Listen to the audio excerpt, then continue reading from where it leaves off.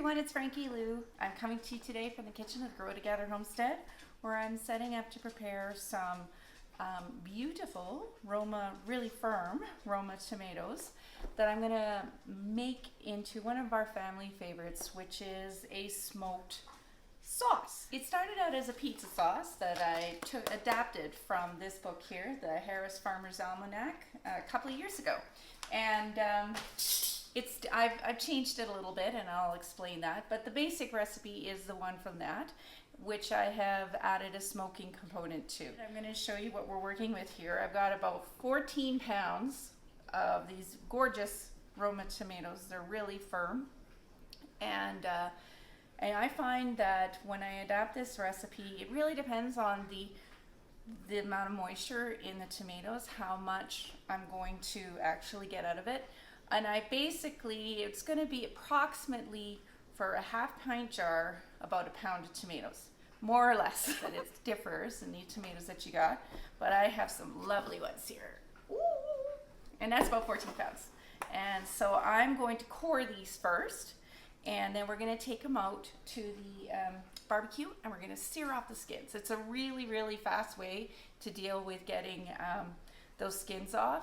And honestly, I look for any excuse during this time of the year to do my work out at the outdoor kitchen, because it's much nicer to get stuff going out there than inside on a hot summer day too. So first off, I'm going to core these babies. This is a bit tedious. It does take a little time, but I find that doing this now rather than later, when the tomato has had its skin off, it's just a little bit faster. Okay, so I've got all my tomatoes nicely cored here, okay, and I've got my grill set up. I've got it really hot, okay. I want it to sear. At this point, we're not looking to cook. We're just looking to do a quick sear to get those skins so they're loose. I've got a nice big pot here ready with a lid, okay, because what I'm going to do is, once I sear these skins enough, I'm going to place this in this pot to let it sweat a bit so those skins will slip off really easily.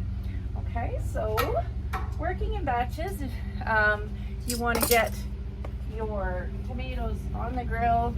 So another thing I do in order so I don't forget and I don't burn them, and I don't really want to cook them at this point, is I set a timer for 1 minute to remind me it's time to turn those tomatoes.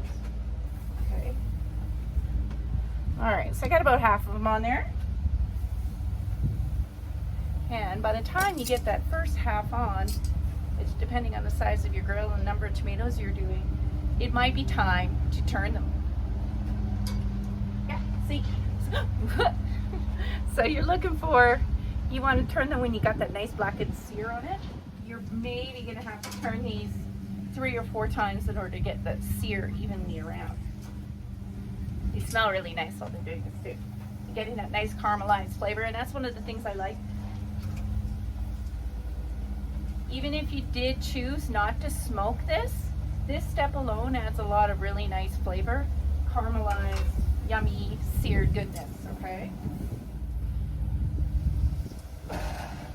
Another thing you want to keep an eye out for is you're not going to be taking these all off at the same amount of time, and they're not all going to take the same amount of time to cook, because some of the tomatoes are bigger than others. Some of them are juicier than others.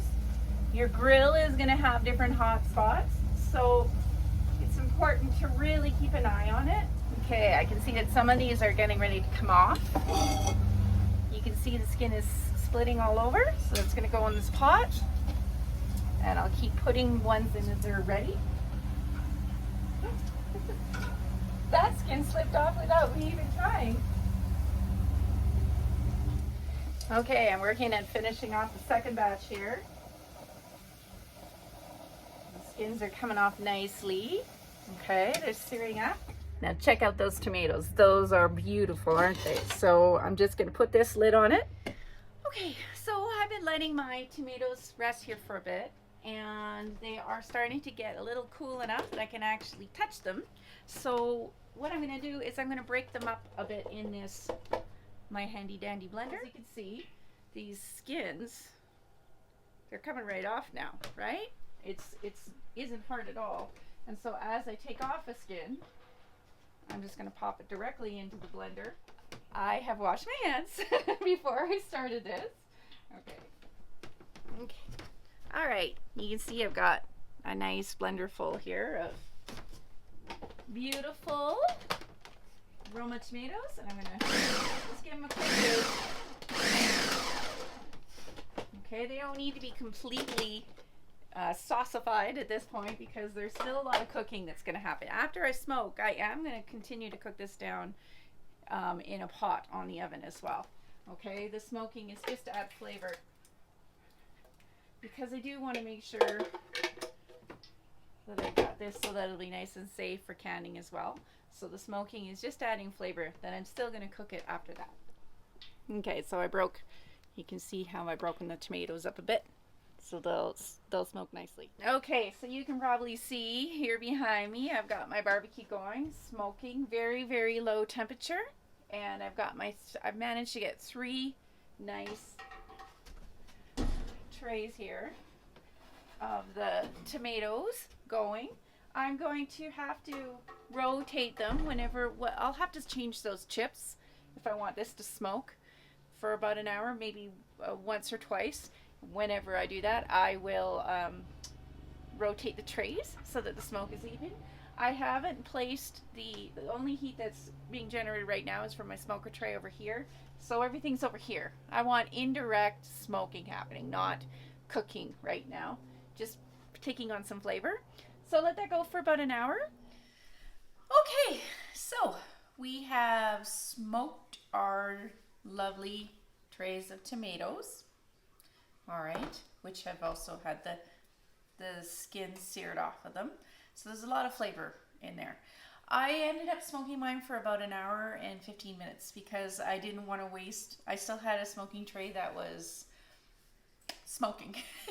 I didn't want to waste any of that, so I let it burn out, and then I pulled them. I didn't want to waste any of that, so I let it burn out, and then I pulled them.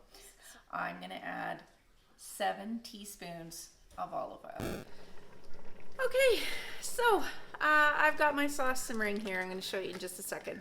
It's been going for about half an hour, and it's starting to thicken up, which I want it to do, obviously. I am going to use my handy dandy ancient emulsion blender here to just break it down a little bit more. If you don't have that, you could use a potato masher or something like that. But usually you want to let it cook a little bit so that the tomatoes are softer and before you try that. So I've given it a half hour here, and it definitely has broken down quite a bit, but I'm going to help that along now. Okay, so you can see that that's looking pretty good, but we're going to make it even better.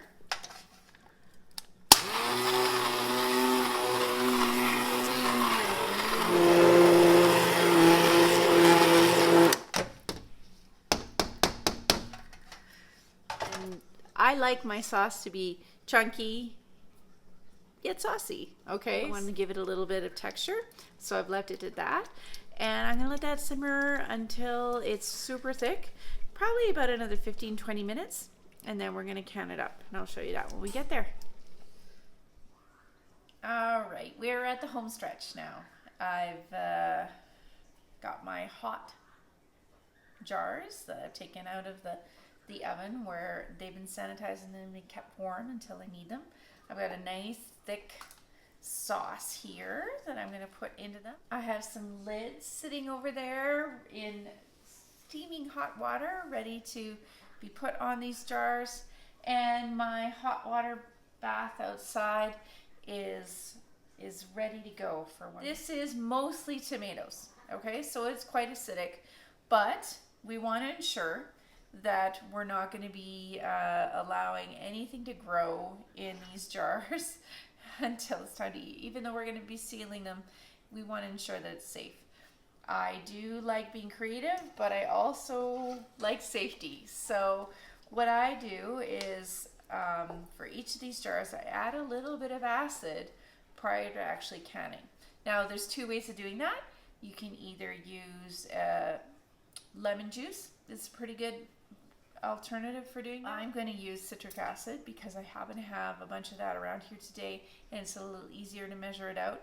So prior to putting the sauce in the jar, I'm going to put a scant quarter teaspoon in each of these jars prior to putting the sauce in, okay? So that is going to ensure that it's acidic enough for me. I've got a sterilized funnel here. I have a sterilized ladle. I've stirred my sauce up nicely. It smells delicious. I'm really looking forward to having this. And I'm going to start. I put my citric acid in the bottom of each jar, and I'm going to now ladle these up. I'm going to be aiming for about 1/2 inch of space on each of these. Oops. Okay. All right, so these tomatoes were really great, and they were really firm, and I've definitely got more than 14 half pints here. So I guess we're having pasta for supper tomorrow night because I've only prepared 14 half pint jars. All right, so we're done. Okay, I have bottled these guys up. I processed these. I brought them up to 1/2 inch from the top. I added the citric acid, a quarter teaspoon for each half pint. And as I live in a high elevation, I process it for 20 minutes in my hot water bath. Okay, and I've got 14 jars here. My tomatoes were fantastic, so I've got extra because I love that noise. Does anybody else love that popping noise as much as I do? Yeah, that's a sign of somebody who's a canning addict as well as myself. I also have some lovely sauce left over, enough to make a nice meal for tomorrow as well. And oh, they're all sealing, right? So that's a good sign, right? So I hope you'll give it a try. This stuff is delicious and it's easy. It does take some time, but it's well worth the effort. Please subscribe if you're interested in all the stuff that's going on in the homestead here. And as always, I hope you'll take this chance to grow together today. Have a good one.